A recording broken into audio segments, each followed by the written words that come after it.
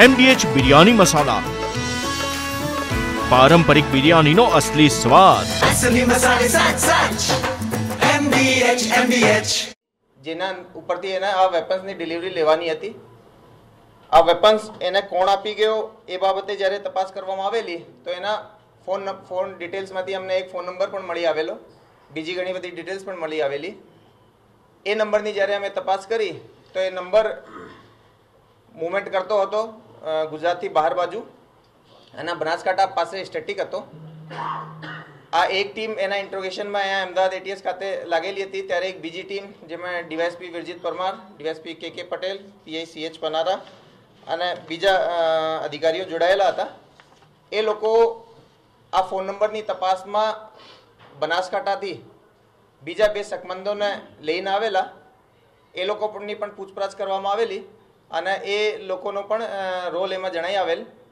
એ જે બંને લોકો છે એનું નામ આઝાદ સુલેમાન અને મોહમ્મદ સલીમ ખાન નામના છે. એ બંને લોકો લખીમપુર ખીરી અને શામલી યુપીના રહેવાસી છે.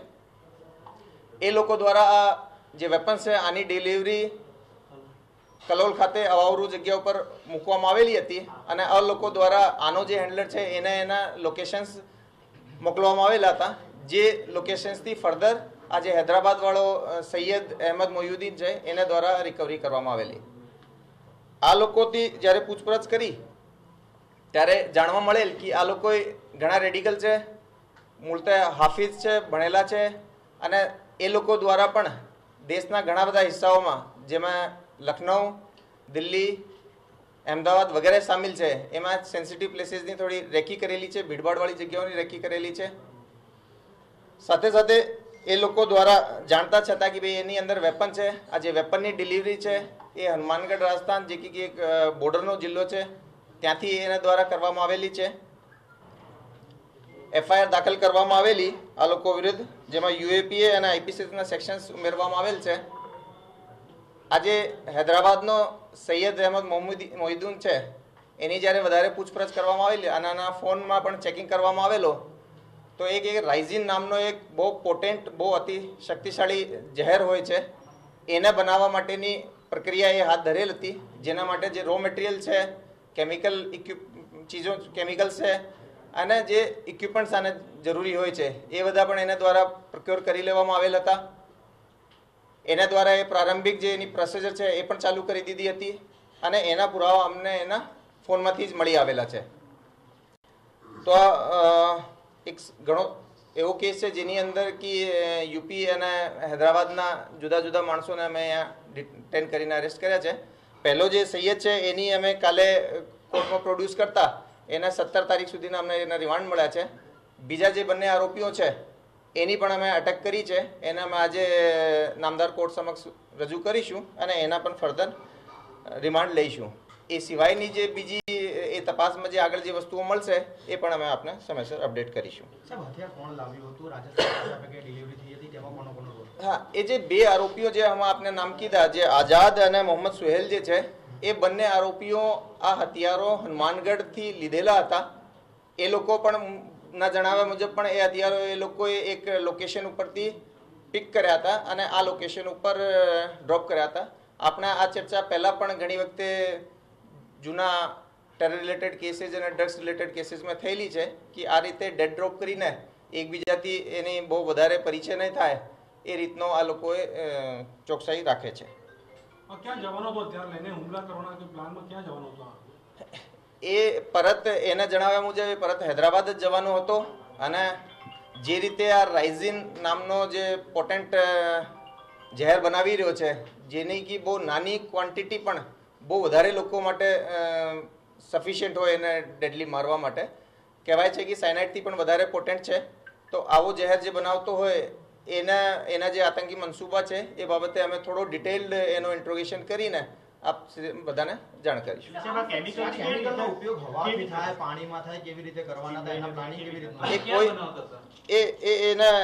એ હૈદરાબાદમાં જ બનાવતો હતો અને એનો જે ઉપયોગ છે એ ઉપયોગ એને કન્ઝ્યુમ કરવાથી કોઈ પણ રીતે તમારે બોડીના ઇન્ટરનલ એમાં આવે એ ગેસ મારફતે તમે ઇન્હેલ કરો કે પાવડર ફોર્મમાં જનરલી હોય છે અને આ ફૂડ યા કોઈ પણ રીતે તમારે બોડીમાં જાય તો એ બહુ ડેડલી હોય છે.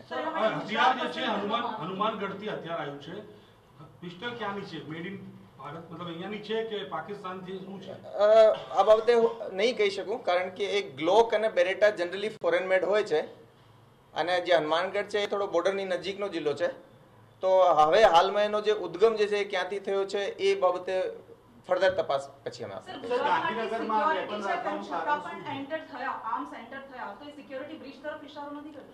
એક ગુજરાત એટીએસના મતલબ ઇફેક્ટિવનેસ આના ઇન્ટેલિજન્સ નેટવર્ક કે ભાઈ એ લોકોએ અહીંયા પહોંચ્યા, ફર્સ્ટ ટાઈમ આ ડિલિવરી એ રીતની કરી અને એને અમે પકડી શક્યા.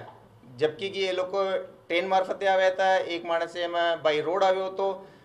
એ બહુ મોટો શહેર છે, તેમ છતાંય અમે આ વાત ઉપર ફક્ર છે, નાજ છે કે ભાઈ અમારી જે એટીએસની ટીમ છે એમાં જે હ્યુમન ઇન્ટેલિજન્સ કલેક્ટ કરવાવાળા માણસો હોય કે ટેકનિકલ એનાલિસિસ કરવાવાળા માણસો હોય, એ જે ઇન્ફોર્મેશન પણ છે એ અમને પરમ દિવસે લગભગ મોર્નિંગ આવર્સમાં મળી હતી. અમે ટીમ બનાવી, એ માણસને આઈડેન્ટિફાઈ કર્યા, એને ચેક કર્યા અને આપ બધાની જાણકારી માટે મોટાભાગના આપણે લોકો જે જૂના છો એ બધા જાણો છો કે આ એક્ટિવિટી ભલે આપણને રિઝલ્ટ ક્યારે મળતો હોય, આ 365 ડેઝ ચાલવાવાળી 24/7 ચાલવાવાળી એક્ટિવિટી છે, જેની અંદર હજારોની સંખ્યામાં અમે લોકો પર સર્વેલન્સ રાખીએ છીએ, લોકો પર વોચ રાખીએ છીએ, લોકોની પૂછપરછ કરીએ છીએ. જે પોલીસિયા તરીકેથી આપણે ટેકનિકલ રાહે કરી શકીએ, કોઈને પૂછપરછ કરી શકીએ, ઇન્ફોર્મર્સનું નેટવર્ક કરી શકીએ. અને આ બાબતમાં ના કેવલ ગુજરાત એટીએસ, બધા જિલ્લા કમિશનરેટ, સરકાર, આ સરકાર તરફથી જે અમને ટેકનિકલ ડેવલપમેન્ટ માટે જે પણ વસ્તુઓ જોઈએ, જે મેન પાવર માટે જોઈએ, જે અમારા મુવમેન્ટ માટે જોઈએ, એ બધી રીતે અમને જે સહકાર મળે છે એના લીધે એ જે મોટિવેટેડ એક ફોર્સ છે જે ગુજરાત પોલીસ છે, એની બધી યુનિટ છે એ કન્ટિન્યુઅસલી આ કામ કરે છે. તો આ બેસિકલી જે કેસ થયો, એ માણસ આવ્યો, એ 6 તારીખ રાત્રે અહીંયા પહોંચ્યો હતો, અમને આ ઇનપુટ મળ્યો અને 7 તારીખે રાત સુધીમાં અમે આના ઉપર કેસ પણ કર્યા. મોટા મોટી અમે એના ફોનનો એનાલિસિસ કરીને ઘણી બધી વસ્તુઓ જાણી, બીજા આરોપીઓની પણ ઓળખ કરી, આ લોકોનો પણ ડિટેન કરીને અરેસ્ટ કર્યા અને એના પછી હવે જે બીજી સ્ટેટમાં જે પણ તપાસ છે એના માટે પણ અમારી ટીમ લાગેલી છે.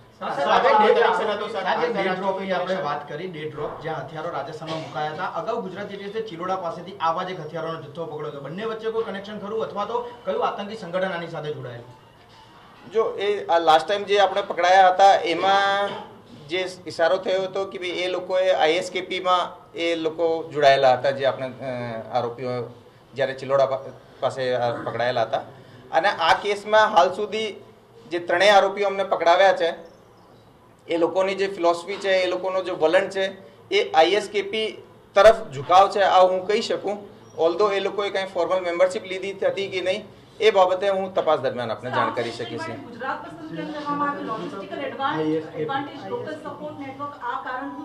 નહીં, એની અંદર જે ત્રણેય આરોપીઓ છે એ આતંકવાદને આપણે કોઈ રાજ્ય, કોઈ જિલ્લા કે કોઈ પૂરા દેશ યા કોઈ ઇન્ટરનેશનલી એ નહીં કહી શકીએ.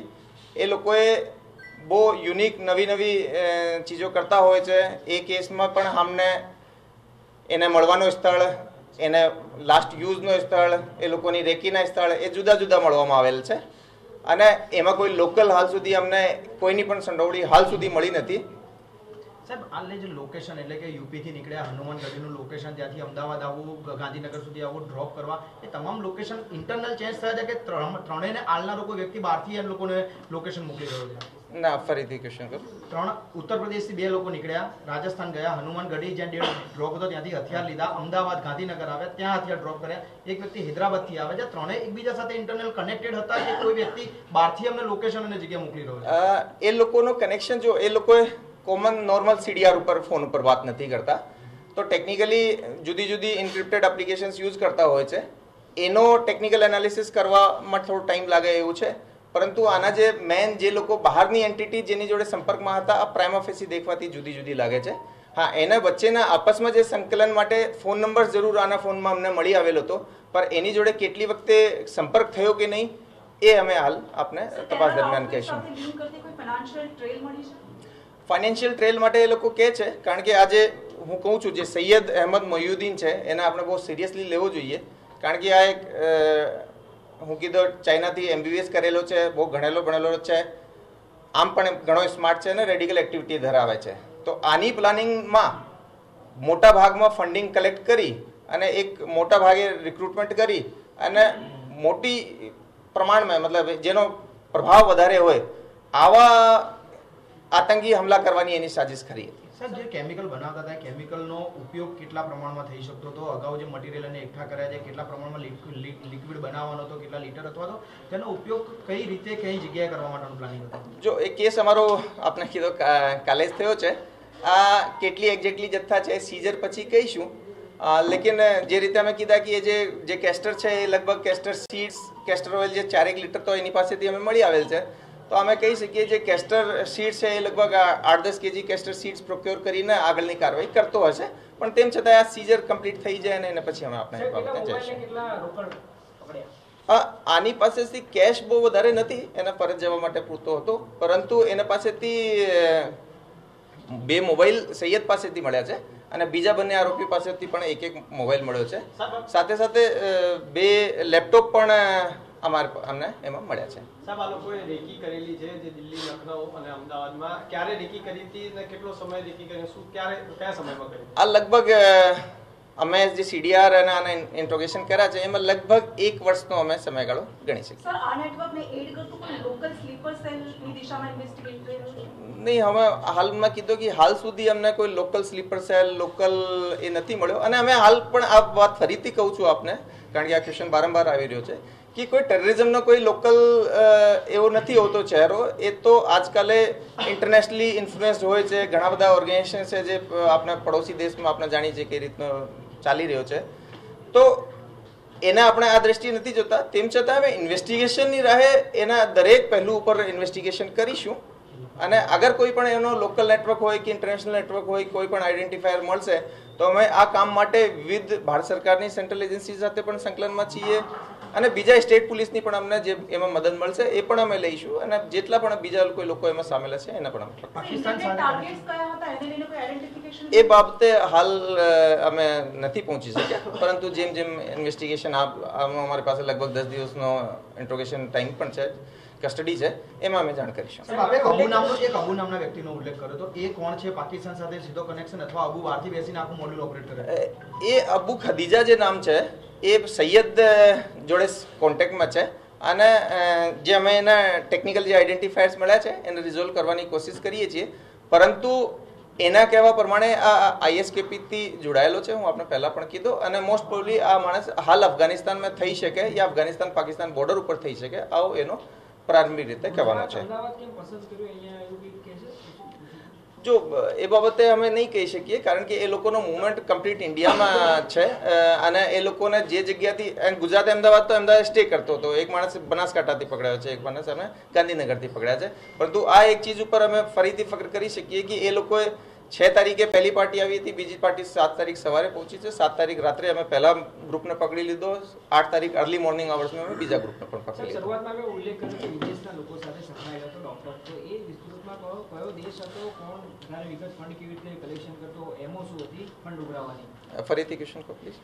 ડોક્ટર જે છે એ ડોક્ટર વિદેશ અન્ય દેશો સાથે સંકળાયેલો હતો, કયા દેશ સાથે અને ત્યાંથી ફંડ ઉઘરાવતો હતો, અહીંયાથી ફંડ ઉઘરાવ્યું, એ થોડું વિસ્તાર નહીં. એ આના જ્યારે અમે ઇન્ટ્રોગેશન કર્યા છે તો ઇન્ટ્રોગેશનમાં આની આ એક્સપેક્ટેશન છે, આનો એક ફ્યુચર પ્લાન છે કે સાહેબ હું બહુ મોટી માત્રામાં પૈસા કલેક્ટ કરીને અને મોટી આતંકવાદી ઘટનાઓ કરું, આવો મારો વિચારવાનો હતો. એ બાબતે એને એના બેંક એકાઉન્ટ્સની એના પાસે બીજો એ લોકો જે રહે છે, માની લો એ હૈદરાબાદમાં એક કિરાયાના ઘર ઉપર રહે છે, તો એ બધી તપાસ અમે કરીશું કે ભાઈ આની ફંડ્સ એના પાસે ખરેખર કેટલો આવ્યો છે, એ ફંડ કલેક્ટ કરવા માટે શું પ્રયાસો કર્યા હતા. હાલ પૂરતો અમે જે અમને બેસિક જે સામે દેખી આવેલી વસ્તુ છે એના ઉપર અમે કામ કરીએ છીએ.